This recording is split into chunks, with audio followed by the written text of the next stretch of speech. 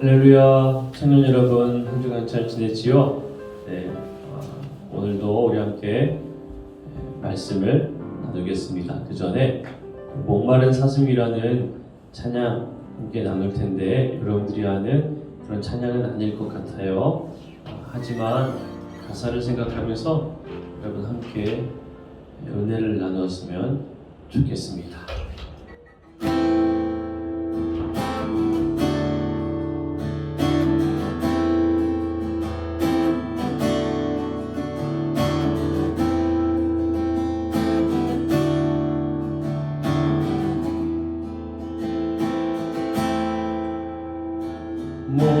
목마른 사슴이 주님을 찾기에 갈급한 같이 내 영혼이 주를 찾기에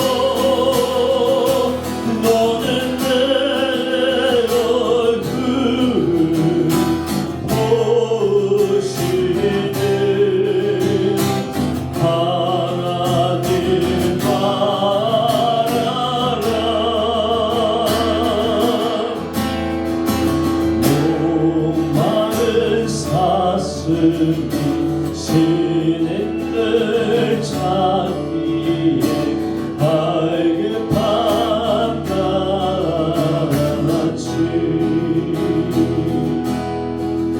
내 영혼이 주를 찾기에 갈급합니다.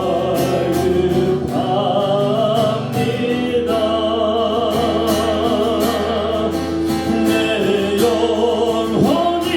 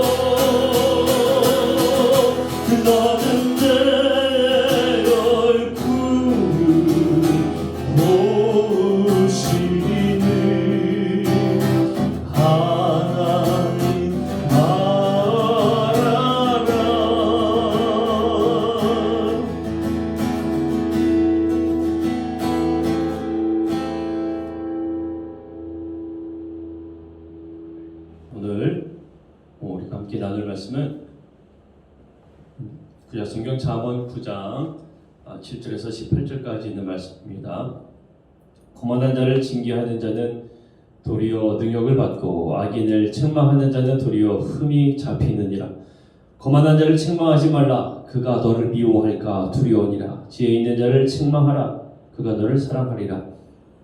지혜 있는 자에게 교훈을 더하라. 그가 더욱 지혜로워질 것이요 의로운 사람을 가르치라. 그의 학식이 더하리라. 여호와를 경외하는 것이 지혜의 근본이요 거룩하신 자를 아는 것이 명철이니라. 나 지혜로 말미암아 네 날이 많아질 것이요 네 생명의 해가 네게 더하리라. 네가 만일 지혜로우면 그 지혜가 네게 유익할 것이나 네가 만일 거만하면 너 홀로 해를 당하리라.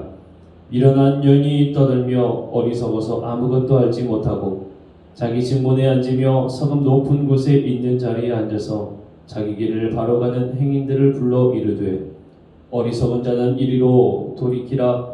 또 지 없는 자에게 이르기를 도둑질한 물이 달고 몰래 먹는 떡이 맛이 있다 하는도다. 오직 그 어리석은 자는 죽은 자들이 거기 있는 곳과 그의 객들이 수월 깊은 곳에 있는 것을 알지 못하느니라. 아멘.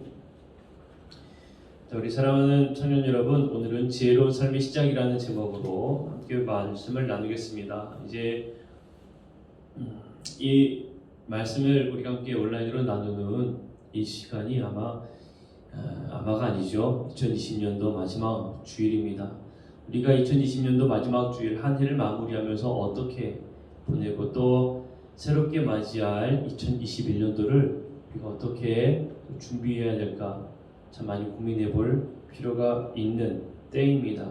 우리 함께 이 지혜의 말씀을 통해 은혜를 나눕시다. 여러분, 우리가 지혜를 얻기 위해 항상 좋은 말만 들을 수는 없습니다. 때로는 듣기는 싫어도 따끔한 충고도 듣게 될 때가 있습니다. 교훈을 받을 때 항상 동일한 자세로 받는 것도 아니죠.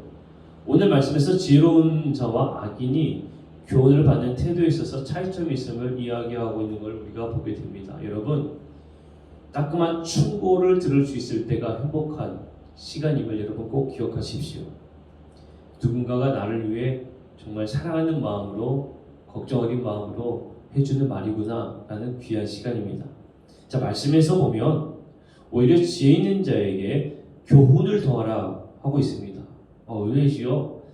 오히려 지혜 없는 사람에게 또 교훈을 더해야 될 것 같은데 말씀에서는 지혜 있는 자에게 교훈을 더하라고 말하고 있어요. 9절 말씀에서 지혜 있는 자에게 교훈을 더하라. 그가 더욱 지혜로워질 것이요 의로운 사람을 가르치라. 그의 학식이 더하리라 꼭 기록하고 있습니다.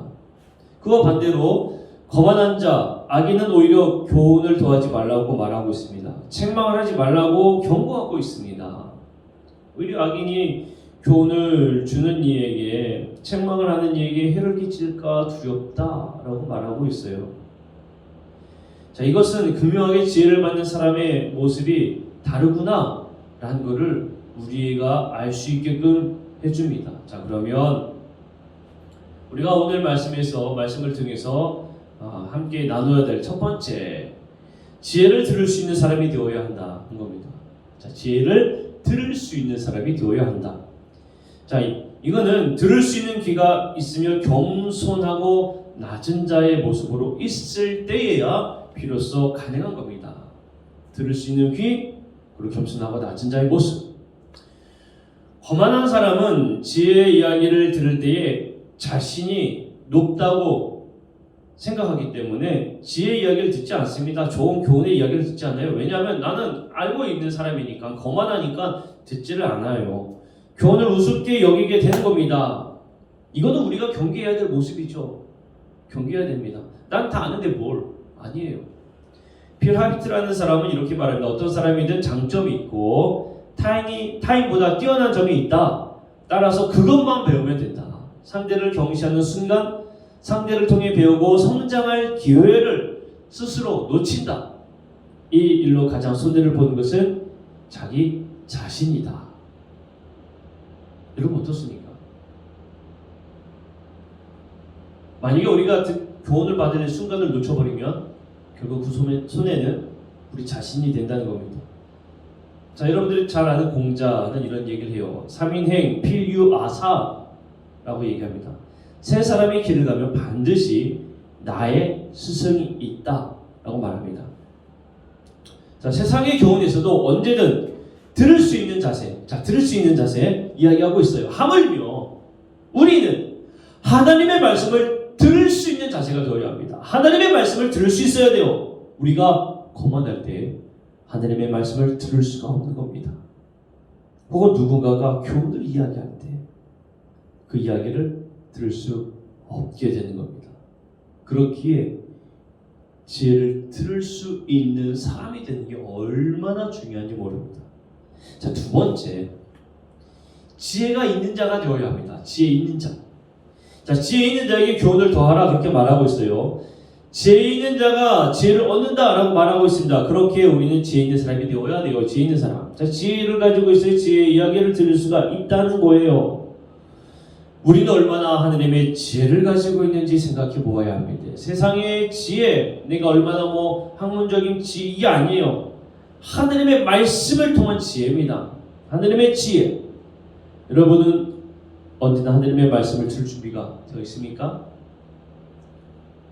나는 하나님의 말씀을 충분히 잘 알고 있는 하나님의 지혜를 가지고 있는 사람이야 라고 말할 수가 있나요? 지혜가 있는 사람은 다른 사람이 아니에요. 세상에서는 야, 저 사람 참 지혜 있다, 지혜롭다 라고 말하는 사람은 똑똑하다, 정말 많이 알고 있다라는 사람을 그렇게 이야기를 합니다. 상황 능력이 참 대처 능력이 뛰어나다, 저 사람 지혜 있다 그렇게 말하죠. 세상에서 말하는 지혜와 오늘 본문에서 이야기하고 있는 지혜는 너무나 달라요. 자, 10절 말씀에 보면 뭐라고 이야기합니까? 여호와를 경외하는 것이 지혜의 근본이다. 여호와를 경외한다는 것은 내가 정말 두렵고 떨리는 마음으로 하나님을 경배하는 겁니다. 하나님을 올리는 겁니다.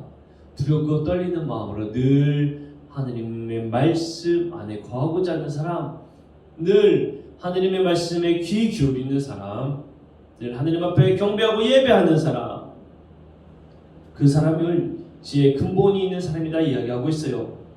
거룩하신 자를 아는 것이 명철이다. 하나님을 아는 자, 예수 그리스도를 아는 자, 성령 안에서 그 지혜 안에 있는 자, 성령 안에 거하는 자예요. 하나님을 경외하는 자, 하나님을 안다고 고백하는 사람, 그 사람이 바로 지혜 있는 사람이다 라는 겁니다. 하나님을 안다고 고백하는 것은 다른 게 아니에요. 우리가 신앙의 고백을 할 수가 있는 사람입니다. 믿음이 있는 사람이에요. 믿음. 예수님이 제자들에게 물어보셨습니다. 사람들이 나를 뭐라 하느냐? 사람들이 나를 뭐라 부르느냐? 베드로가 이야기하죠. 주는 그리스도시요 살아계신 하느님의 아들입니다.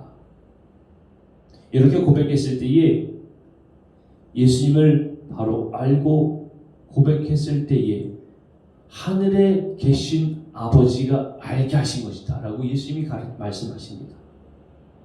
베드로가 옳은 고백을 했을 때에 뭐라고요? 하늘에 계신 아버지가 알게 하신 것이다. 자, 다시 이야기하면 뭡니까? 성령의 인도하심으로 고백하는 사람, 성령의 인도하심으로 그 믿음을 고백하는 사람, 지혜를 아는 사람은 항상 성령의 임재와 함께 고백하는 사람을 의미합니다. 그렇게 우리는 언제나 성령과 함께하는 사람이 되어야 해요. 내가 성령에 함께하는 사람, 성령의 음성에 귀 기울인 사람인가 돌아보아야 됩니다. 자, 마지막 세 번째, 지혜 있는 사람은 크나큰 축복이 있음을 분명하게 이야기해주고 있습니다.